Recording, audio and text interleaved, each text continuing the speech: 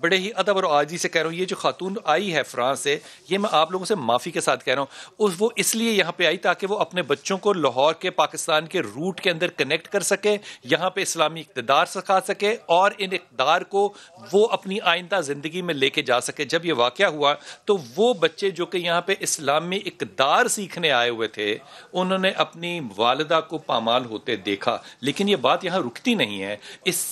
میں اس سے زیادہ یہ کم نہیں کہہ سکتا۔ آپ 3 سال کی بچی کو بھی نہیں یہاں پہ چھوڑ سکتے، آپ یہاں پہ 5 سال کی بچی کو نہیں چھوڑ سکتے۔ دکان پہ سودا لینے جاتی ہے بچی، ریپ ہو کے واپس آ جاتی ہے۔ صرف ریپ نہیں ہوتی، اس کو کچرے پہ بھی پھینکا جاتا ہے، اس پہ تیل بھی ڈالا جاتا ہے، اس کے اوپر پتھر بھی پھینکا جاتا ہے۔ ہم نے نہیں دیکھا کہ یہاں پہ وہ اسلامی اقدار ہمیں نظر آ رہے ہوں جن کا ہم اتنا زیادہ پرچار یا امید دہانی کرا دوں، قصور میں بچوں کا ریپ بھی دیکھا جاتا ہے اور ہمیں وجہ بھی پتہ چل جاتی ہے اس کے پیچھے کون ہے، ویڈیوز بنانے والے، لیکن ہم خاموش ہیں۔ پوری قوم ایک شوق میں ہے اور ہمیں یہ شوق مسلسل مل رہے ہیں، اور مجھے کبھی کبھی لگتا ہے کہ کوئی بڑی پلاننگ کے ساتھ ہمارے اس پورے معاشرے کو اور اس کی جو ذہنیت ہے اور اس کی جو اقدار ہیں اس کو اتنی بری طرح سے پامال یعنی ہوا جائے۔ باہر سے نہیں، میں سمجھتی ہوں کہ ہے کچھ، یعنی یا اللہ کا عذاب ہے یا لوگوں کا، لیکن جو اچھائی ہے وہ دبتی چلی جا رہی ہے اور جو برائی ہے وہ چیختی چنگاڑتی ہوئی باہر آ رہی ہے۔ میری بیٹی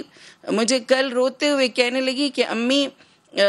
کوئی نہ گھر میں باہر جانے ہی نہیں دے رہا۔ وہ میں باہر جاتی تھی اور وہ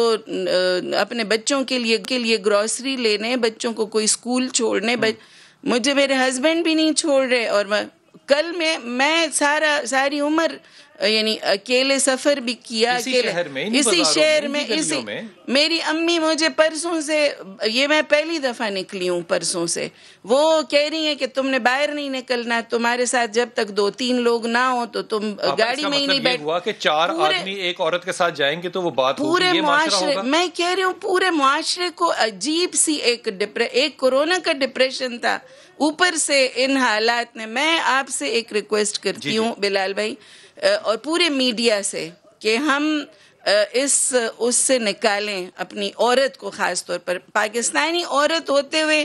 ایک انٹرنیشنلی جو میرا ایک امیج بن گیا ہے پاکستانی عورت کا کہ وہ بہت زیادہ کمزور ہے، اور وہ اس کو کوئی راستے مین شاہراہ پر بھی وہ محفوظ نہیں ہے۔ ہمیں یہ امیج، اپنا جو امیج بلڈنگ ہماری بہت زیادہ بری ہوئی ہے۔ امیج بلڈنگ نہیں، ہمیں حقیقت میں چینج کرنا ہے۔ ایک منٹ دیجیے گا مجھے، یہ جو آپ بات کہہ رہی ہیں کہ وہ خوف آ رہا ہے، یہ وہ لوگ ہیں جو کہ پچھلے 50 سال سے اسی شہر میں رہ رہے ہیں اور اب خوف زدہ ہیں۔